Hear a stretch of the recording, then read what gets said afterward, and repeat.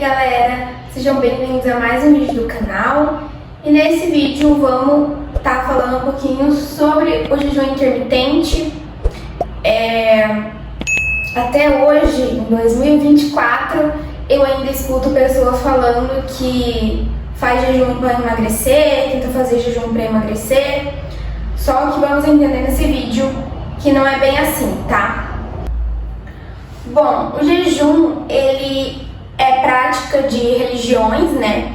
Então, primeiro surgiu aí e depois, alguns anos atrás, começou a se estudar o jejum como uma forma dietética para tratar a obesidade e doenças crônicas não transmissíveis, como diabetes tipo 2, hipertensão e síndrome metabólica. Então, antes de tudo, para a gente entender isso aí, do jejum intermitente no emagrecimento, a gente tem que entender como funciona o emagrecimento, tá? Então, o emagrecimento acontece quando a gente tem o famoso déficit calórico, gente. Déficit calórico nada mais é do que você gastar mais calorias do que você ingere, do que o seu corpo gasta. Então, por exemplo, você tem que ingerir menos calorias, você tem que gastar mais calorias do que o seu corpo gasta. Então, o seu corpo gasta isso. Você precisa ingerir menos calorias, né? Gastar mais calorias do que o seu corpo consome. E o que falta para ele se manter, ele vai retirar das suas reservas energéticas. Principalmente o nosso tecido adiposo, é a principal fonte de energia do nosso corpo quando está faltando, tá? Aí depois a gente vai entender mais como que acontece a perda de massa muscular, que também é um dos fatores aí para gerar energia para o nosso corpo. Por isso que se perde massa muscular. Mas depois a gente vai entrar nessa parte. Então, esse é o principal ponto, é o déficit calórico, tá? Então, no jejum intermitente, o que acontece? Eu vou pular para cá que vai ficar mais fácil de entender para vocês.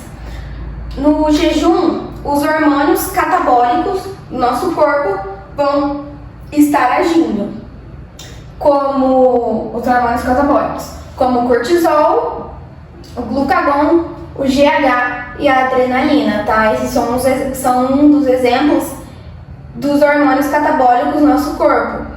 Então, primeiramente, nas primeiras horas de jejum, a gente tem o que no nosso corpo? A gente tem o glicogênio hepático no fígado, o glicogênio muscular no músculo e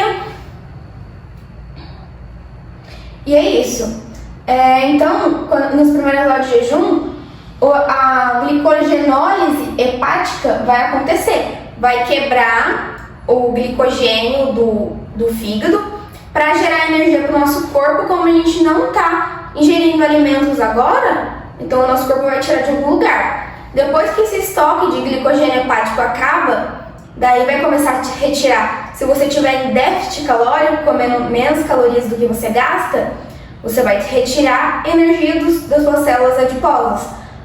Depois que acaba o glicogênio hepático, você vai tirar das suas células adiposas. Daí é onde se emagrece, né? Que vai perdendo toda essa gordura. Então, esses hormônios, eles são antagônicos aos hormônios anabólicos, como a insulina, por exemplo. Depois de uma refeição, a insulina está alta, né? Para captar toda essa glicose do sangue. Isso é normal. Desde que você esteja em déficit calórico, você vai emagrecer do mesmo jeito. Só que no estado de jejum, os hormônios catabólicos estão agindo ali. Então, depois que acaba esse glicogênio hepático do nosso fígado, tirou das células adiposas e tudo mais, é na onde vai acontecer a lipólise, né, a quebra da gordura. E com isso, essa gordura vai ser transformada em glicose, que se chama gliconeogênese, nova formação de glicose, tá? A glicose é a principal energia para o cérebro e para as hemácias. Por isso que é necessário fazer a gliconeogênese. Para outros tecidos do corpo, Pode ir outras fontes ali de energia, tá? Como ácido graxo mesmo, enfim. Mas é isso que acontece no jejum, tá? Isso tanto no jejum que a gente tá dormindo, quanto após as refeições. Você acaba de comer, sua insulina vai baixando, os hormônios catabólicos vão aumentando. Daí você vai quebrando o glicogênio hepático e assim por diante. Tudo depende da demanda energética do seu corpo. Então, a gente pode sim afirmar que o jejum, ele oxida mais gorduras, tá? Porque é no momento que você tá acabando com seus estoques e essa gordura tá gerando energia. Só que depois, quando você come, se você não tiver em déficit calórico, você vai engordar ou manter o seu peso, dependendo da sua ingestão calórica ali, do seu gasto calórico, você vai ficar ali por igual ou vai engordar. Então, tudo é questão de matemática, tá? Foi aquilo que eu expliquei pra vocês. Seu corpo tem uma quantidade que ele gasta. Se você comer menos, gastar mais calorias, né? O resto que sobrar, ele vai tirar do seu tecido adiposo. E isso, claro, que tanto numa dieta normal quanto no jejum, se você fizer um déficit calórico muito agressivo, você vai perder massa muscular. Então, jejum maiores que 16 horas é contraprodutivo, porque a pessoa vai sentir mais fome, tá? A pessoa não tá acostumada a ficar sem comer assim, então talvez de cara não seria muito boa essa opção, né, do jejum, de passar pro paciente, porque ele pode sentir mais fome, e se for um jejum maior que 16 horas, que é o mais utilizado, essa pessoa também pode perder massa muscular, tá? A chance de perder massa muscular é muito maior. E agora o principal ponto que a gente quer saber, né? Se o jejum intermitente realmente funciona, se perde gordura ou não. Bom, vários estudos já demonstraram que o jejum intermitente, em comparação com uma dieta convencional, não tem diferença alguma, tá? A perda de peso e a perda de gordura vai ser a mesma desde que as calorias estejam iguais, tá? Então, uma dieta convencional de 2.000 calorias é igual a uma dieta com jejum inserido com a mesma quantidade calórica ali que você vai comer no resto do dia. Então, essa aqui é uma estratégia, uma forma assim de montar uma dieta com jejum inserido. Eu coloquei aqui de 15 horas porque vai de 3 em 3 horas, tá? Depois a gente vai explicar por que de 3 em 3 horas. Então essa dieta começa às 12, às 15, às 18 e acaba às 21 horas. E o resto você fica 15 horas em jejum. Isso aqui foi só um exemplo mesmo para mostrar para vocês, mas depois eu vou explicar melhor do porquê de ser 3 em 3 horas. Então agora vamos falar um pouquinho sobre o jejum noturno, se ele funciona. Porque houve alguns estudos que estudaram isso aqui do jejum noturno, tá? No período da noite. Então a pessoa terminava de comer ali mais ou menos umas 5 horas da tarde, 6 horas da tarde, ficava a madrugada inteira, a noite inteira sem comer. E isso mostrou algumas melhoras nos parâmetros metabólicos, como a sensibilidade à insulina. Porque no período noturno é um horário que a gente tá com a sensibilidade à insulina mais baixa. E no período que a gente acorda, ela tá mais alta, no período do dia. Por isso, daí é da onde vem as histórias que não pode comer carboidrato à noite, não sei o que lá. Só que, gente, eu já falei, o que mais importa é o déficit calórico, tá? Isso de cortar, fazer o jejum à noite, pode melhorar mais rapidamente? Pode, tá? Porque os estudos não afirmou nada ainda, teria que fazer mais estudos ainda e tudo mais, porém, isso é especulativo.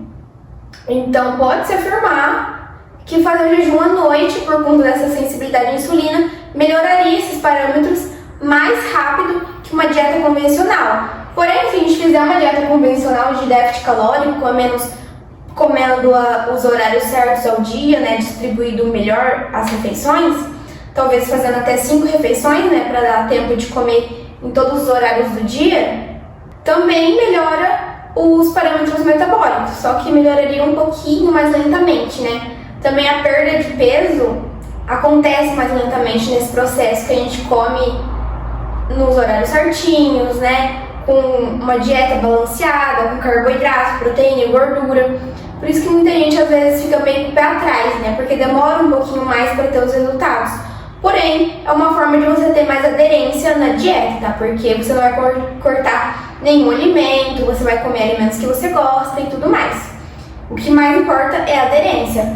Então, não há regra, tá? Se você vai colocar um jejum ou não, tudo depende da rotina da pessoa. Por exemplo, se a pessoa tem acorda mais, tem uma manhã mais agitada, né? Mas não tem tanto tempo assim pra ficar parando, comendo. Então, talvez a pessoa não prefira ficar fazendo várias refeições de manhã. Então, seria uma estratégia colocar o jejum para ela começar a comer ali na hora do almoço, por exemplo. Então, tipo assim, o jejum não é uma estratégia para você emagrecer mais ou mais rápido, né? Não é uma mágica. O jejum é uma estratégia de dieta para você dividir os horários das refeições, tá? Apenas isso. Então, não há regra. Se tem pessoas falando, jejum intermitente não funciona, não é pra fazer, não sei o que lá, realmente não vai fazer você perder mais peso, né? Mais gordura. Mas é uma estratégia para organizar as suas refeições. Porém, gente, de primeiro momento a pessoa pode não sentir fome. Só que depois, quando vai perdendo mais gordura, né, os hormônios de fome e saciedade vão desregulando, então a pessoa vai sentindo mais fome. Quanto menos gordura, menos hormônio leptina a gente produz, que é o hormônio da saciedade. Então mais fome a gente vai sentir. Então, depois com o tempo, essa pessoa vai querer comer mais. Então nesse momento a gente tem que colocar outras estratégias, né? Talvez se a pessoa sentir mais fome de manhã, começar a sentir mais fome de manhã, é interessante colocar uma refeição de manhã, porque se ela sentir muita fome de manhã, chega na hora do almoço ela vai estar morrendo de fome, talvez à tarde também não vai conseguir controlar isso e vai querer comer outras coisas fora da dieta. Então o mais importante de tudo é a aderência. Então sempre, a cada consulta, conversar com o seu paciente e ver o que vale ali naquele momento, tá colocando ali no planejamento dele. E agora vamos falar um pouco sobre do jejum na perda de massa muscular. Se perde massa muscular, né? Porque fica muito tempo sem comer. Os atletas não costumam fazer muito isso por conta do medo de perder, né, a massa muscular. Porém, um jejum curto como esse aqui que eu expliquei pra vocês não cataboliza, tá? Não perde massa muscular. Tudo vai depender se o déficit calórico tá adequado, se ele não tá muito grande, né? Se você estiver comendo muito pouco pro seu organismo, com certeza você vai, além de tirar a gordura para te gerar energia, você também vai tirar proteínas musculares para gerar energia. Então não é uma estratégia muito boa fazer um déficit calórico muito agressivo. Outra coisa também que vai fazer você perder massa muscular é se o treino não estiver adequado, tá? Se você estiver fazendo um treino malemar ali, não tiver com acompanhamento também, porque não há de se afirmar que você vai manter a sua massa muscular ou ganhar massa muscular no processo de emagrecimento fazendo por conta própria. Então é muito importante ter o acompanhamento dessas duas áreas, tá? As proteínas diárias. Agora a gente vai explicar um pouquinho dos horários das 3 horas. Por que não fazer um jejum maior que 16 horas, tá? Um jejum maior que desse meio, 16 horas e meia. Maior que isso não é proveitoso, tá? Não é bom proveito. Não tem bom proveito.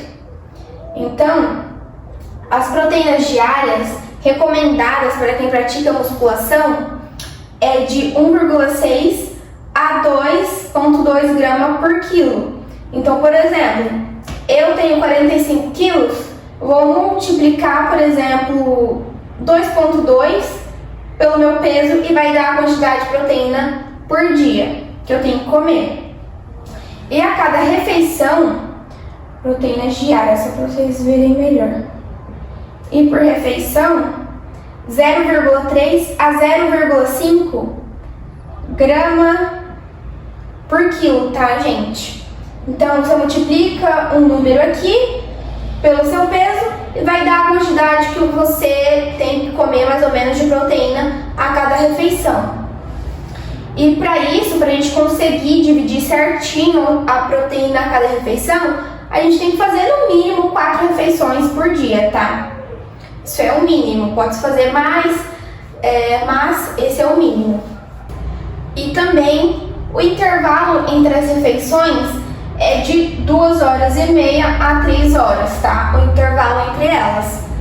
Isso porque pode ser passar de 3 horas, tá? Pode até ir 4 horas, mais ou menos. Só que no processo de emagrecimento não é muito interessante fazer isso, porque a pessoa pode sentir mais fome também. E também no processo de ganho de massa muscular também não dá, porque senão não vai dar para a pessoa comer a quantidade de comida toda que ela precisa comer no dia inteiro, né? Então isso aqui é um bom horário, 3 horas, de 3 em 3 horas, para fazer as refeições. E por que esse horário? De 2h30 a 3 horas? Isso porque os estudos mostram que quando a gente faz uma refeição, a nossa síntese proteica muscular sobe, e depois de 2h30 ela vai estar descendo, e só depois desse tempo que você vai conseguir estimular ela de novo ao máximo. Então, o horário bom mesmo é 3 horas. Só que, por exemplo, porque se por acaso a pessoa quer fazer um jejum maior, não sei porquê, mas não é tão produtivo assim, de 2h30 de intervalo a cada refeição, seria isso aqui um exemplo. A pessoa começa às 12, 2h30, 5 horas da tarde e termina às 7h30 de comer. Isso vai dar 7h30 comendo e 16h30 em jejum. Isso de 2h30, 2h30 de intervalo. Já aqui eu fiz de 3 em 3 horas, que ficaria 15 horas em jejum. Só que já é uma boa estratégia, melhor. A pessoa também pode até fazer mais uma refeição e não comer na parte da manhã. Então, se a pessoa vai dormir um pouquinho mais tarde, ela pode fazer uma refeição ali às 11 horas, né? Depois de 2 horas, tá? Não vai ter um grande impacto, porque você distribuiu bem ao longo do dia. Mas aí ela termina de comer às 10 horas e fica amanhã sem comer, por exemplo, se ela tem uma rotina mais corrida, se ela prefere ficar sem comer. Então, aí esse tempo de jejum diminuiria, né?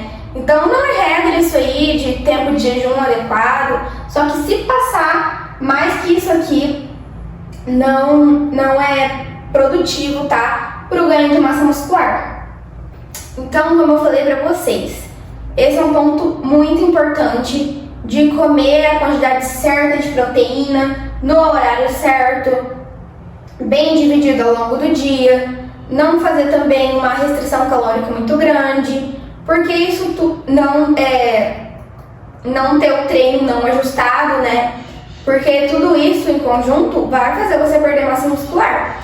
E em conjunto com um jejum muito prolongado, por exemplo, existem pessoas que fazem jejum de 24 horas. Isso é tipo assim, absurdo, né? Não tem por que você ficar sem comer um dia inteiro. Não tem vantagem nenhuma. Só vai fazer você ficar com mais fome. Vai chegar no outro dia, você vai estar morrendo de fome, vai querer comer as paredes. Então, tipo assim, não tem necessidade de fazer jejum muito prolongado, tá? Então esse foi o vídeo, galera. Eu espero que vocês tenham gostado de mais um vídeo do canal. Se você quiser ver mais vídeos como esse, é só se inscrever no canal. Eu também trago vlogs sobre a minha vida de atleta. Então se você também quer ver sobre isso, já se inscreve aqui embaixo. Deixa seu like, seu comentário. Me siga nas redes sociais e até o próximo vídeo.